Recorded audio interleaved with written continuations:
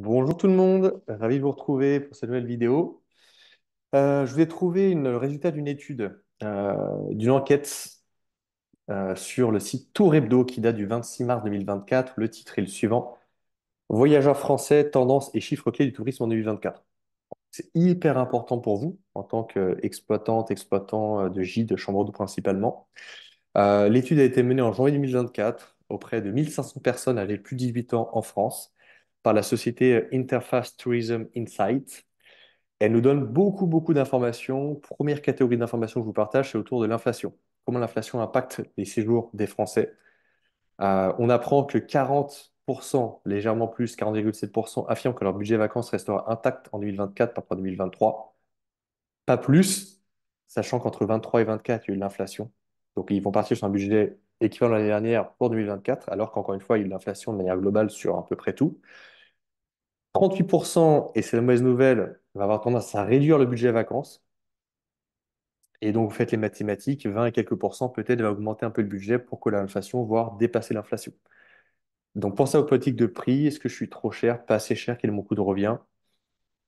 En tout cas, voilà, le sujet de la tarification n'est pas encore fini. C'est pas parce que vous avez des tarifs affichés aujourd'hui en 2024 qui vont être les mêmes dans les prochaines semaines. Il va peut-être falloir ajuster, peut-être à la baisse plus qu'à la hausse, malheureusement. Résultat des courses par rapport à cette tendance, c'est qu'il y a une proportion plus forte de Français qui vont résider chez des amis et ou la famille. Bon, peut-être partager certains frais, mais ça sera sans doute moins coûteux que de partir dans un hébergement marchand.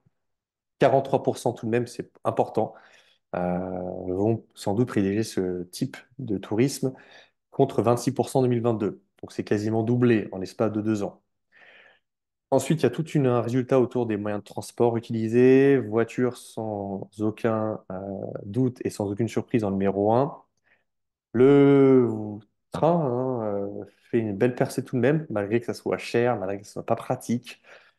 Voilà, pour des Français qui restent en France, c'est le deuxième moyen de transport utilisé après la voiture, c'est le train. On apprend aussi que les séjours en hébergement éco-responsable ont progressé. Aujourd'hui, 16%, un peu plus des Français vont avoir tendance à privilégier un hébergement éco-responsable, malgré la potentielle hausse des tarifs, plus chers, des coûts supérieurs. Contre 12%, ils étaient 12% en 2023. Autre pavé intéressant dans l'étude et dans ce résultat de l'enquête, ce sont sur les sources d'inspiration. Quelles sont les sources d'inspiration pour le voyageur vous trouve et à la fin, voilà, par quel canal potentiellement il peut réserver. Premier, c'est le bouche-oreille.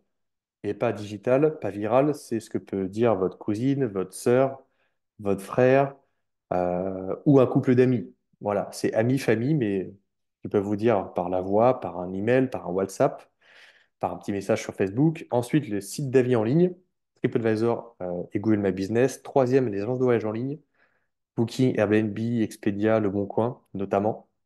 On espère qu'ils vont vous trouver sur ces plateformes pour après réserver en direct. Quatrième, Instagram. Donc, est-ce que vos comptes Instagram sont bien paramétrés? Est-ce qu'ils sont bien actualisés? Est-ce qu'il y a de la belles couleurs? Est-ce que vous utilisez des stories, etc., etc. Cinquième, programme télé, comme quoi. Sixième, agent de voyage physique, comme quoi. Et septième, YouTube. Voilà. Donc, regardez et lisez attentivement le PDF que va vous transmettre Nathalie. Prenez le temps parce que pour moi, votre stratégie peut être influencée par ce que je viens de vous dire là et ce que vous allez pouvoir consulter dans le document.